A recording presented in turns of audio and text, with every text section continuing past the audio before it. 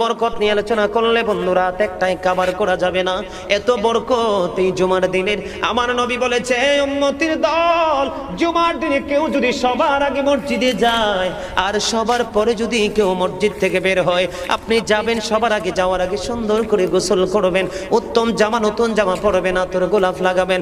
আপনি রাস্তা দিয়ে হেঁটে গেলে মানুষ যেন বলতে পারে যে মসজিদের মুসল্লি হেঁটে যায়। আর চারপাশ বন্ধু সুঘ্রাণে মুখরিত হয়ে যাবে। এমন ভাবে সবার আগে বন্ধু মসজিদে যাবেন, যাইয়া মসজিদে ঢোকার সময় ডান পাওটা দিয়ে মসজিদে ঢুকবেন, ঢুকে গিয়ে নামাজের শুরুতে বসে যাবেন। বসে যখন আপনি আল্লাহর ইবাদত করতে করতে করতে করতে সব মুসল্লি বন্ধু বের হয়ে যাচ্ছে, আপনারা তাড়াহুড়া করার দরকার নেই। কারণ মনে রাখতে হবে, আসছি সবাই যেমনি একা একা, আবার যাব একা একা, হিসাবও দিতে হবে একা একা।